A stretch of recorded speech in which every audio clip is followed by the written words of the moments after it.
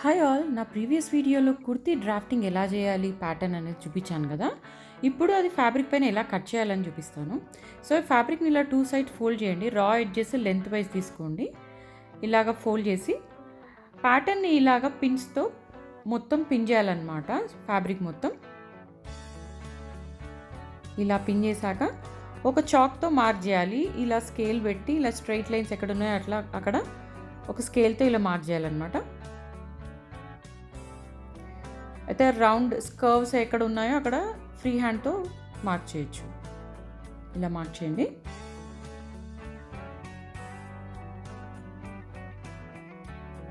So పైన part అయిపోయింది. ఇప్పుడు కింద నేను హెమ్ లైన్ కంటే కొంచెం ఎక్కువ తీసుకుంటున్నాను అనమాట, ప్యాటర్న్ కంటే ఎక్కువ. సో ఇక్కడ హిప్ మనకు రౌండ్ మెజర్మెంట్ ఎంత ఉందో అంతే ఎగ్జాక్ట్గా కింద పెట్టుకొని మనం లెంత్ వైజ్ మనం ఎక్స్టెండ్ చేయాలన్నమాట స్కేల్తో ఇలాగా.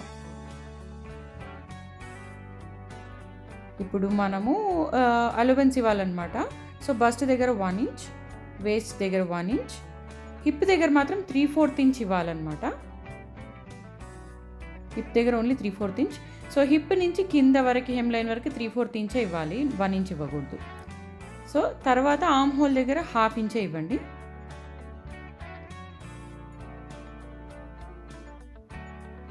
ఇలా మార్క్ చేయాలి టేప్ని మూవ్ చేస్తూ.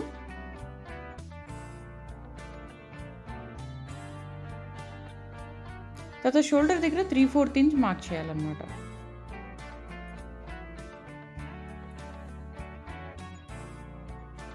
తర్వాత నెక్ దగ్గర 1/2 ఇంచ్ మార్క్ చేసిన తర్వాత స్కేల్తో ఎక్కడ స్ట్రైట్ లైన్స్ ఉన్నాయో అక్కడ చాక్తో ఇలాగ స్ట్రైట్ లైన్ మార్క్ చేయండి. సో దట్ కటింగ్కి మనకి ఈజీ అవుతుంది. ఇక్కడ వేస్ట్ దగ్గర bust to waist line and waist to hip line, ఇదంతా అలోవెన్స్ లైన్ అనమాట. ఇక్కడ కింద 3/4 ఇంచ్ నేను మార్క్ చేస్తున్నాను. సో 3/4 ఇంచ్ అలోవెన్స్ మార్క్ చేశాక స్కేల్తో ఇది స్ట్రైట్ లైన్ గీయాలి. ఆ తర్వాత ఇక్కడ కర్వ్ ఉండాలన్నమాట వేస్ట్ దగ్గర.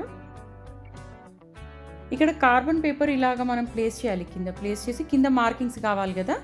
సో డాట్ పైన పెన్సిల్తో ఒకసారి డ్రా చేసుకోవాలన్నమాట. సో దట్ మనకి కింద మార్కింగ్స్ కనబడతాయి. ఓకే, ఇప్పుడు మనం ఉల్టా తీసి చూసి మార్క్ చూసారు కదా అక్కడ డాట్. సో మనకు స్టిచ్చింగ్కి ఈజీ అవుతుంది అనమాట అటు సైడ్ డాట్ స్టిచ్ చేయాలంటే. అలాగే ఇక్కడ పిన్ తీసి ఇటు సైడ్ కూడా ఈ ప్యాటర్న్లో కూడా మనం పైన కింద మనం డ్రాఫ్ట్ చేయాలి. సో అదే డాట్ పైన మళ్ళీ పెన్సిల్తో ఇలాగ ఒకసారి గీయాలన్నమాట.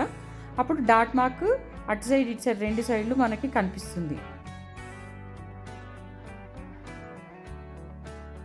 ఓకే, ఆ తర్వాత ప్రతి దగ్గర మనకి ఎక్కడెక్కడ మార్కింగ్స్ ఉన్నాయో అక్కడ కార్బన్ ఇలా ప్లేస్ చేసి ట్రేసింగ్ వీల్తో ఇలా ట్రేస్ చేయాలన్నమాట. స్టిచ్ లైన్ మనకి ఎక్కడ కావాలి అక్కడ ట్రేసింగ్ వీల్తో ఇలాగ ట్రేస్ చేయాలి. సో ఇక్కడైతే మనకు చాక్తో మార్క్తో కనిపిస్తోంది, కానీ బ్యాక్ సైడ్ మనకు కనిపించదు కదా. సో అందుకే ఇలాగ ట్రేసింగ్ చేయాలన్నమాట కార్బన్ షీట్తో. అప్పుడు మనకు బ్యాక్ సైడ్ కూడా మార్క్ కనిపిస్తుంది. అప్పుడు స్టిచ్చింగ్కి ప్రాపర్గా కనబడుతుంది అనమాట మనకి స్టిచ్చింగ్ లైన్స్. ఇవన్నీ స్టిచ్చింగ్ లైన్స్. సో ఇప్పుడు bust to waist, waist to hip ఇలా ట్రేస్ చేయాలి. బ్యాక్ అండ్ ఫోర్త్ ఇలా అనుకుంటూ ట్రేస్ చేయాలన్నమాట ట్రేసింగ్ వీల్ని. సో ఇప్పుడు కింద వరకు ఎం లైన్ ఎక్కడ స్టిచ్ లైన్ మనం రాసామో అక్కడ వరకు ఇలా ట్రేస్ చేయాలన్నమాట. సో ట్రేసింగ్ అయిపోయింది. సో మనం వెనకాల తిప్పి చూస్తే మనకి ట్రేస్ చేసిన లైన్ కనిపిస్తుంది కదా, ఇలా ఇలా అనమాట. ట్రేస్ చేసిన లైన్ మొత్తం కనిపిస్తుంది. సో ఇప్పుడు మనము కట్ చేయాలి. ఇలాగే ప్యాటర్న్ పెట్టి కట్ చేస్తే ఈజీ అవుతుంది అనమాట. సో అలోవెన్స్ లైన్ ఎక్కడుందో దానిపైన కట్ చేయాలి మనం సిజర్స్తో.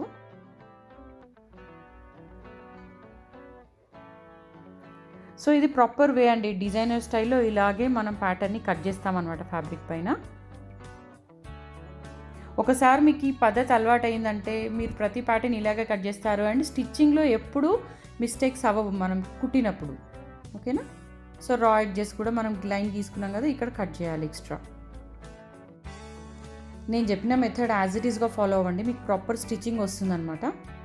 సో ఇప్పుడు పిన్స్ అన్నీ తీసి చూపిస్తాను మీకు మార్కింగ్స్ ఎలా ఉన్నాయి అనేది. వీడియోలో కొంచెం లైట్గా కనిపిస్తోంది, మనకు డాట్ లైన్స్ సైడ్ లైన్స్ కనిపిస్తున్నాయి కదా. సో ప్యాటర్న్ డ్రాఫ్టింగ్కి నా ప్రీవియస్ వీడియో చూడండి, నేను లింక్ పెడతాను. Thank you very much for watching అండి.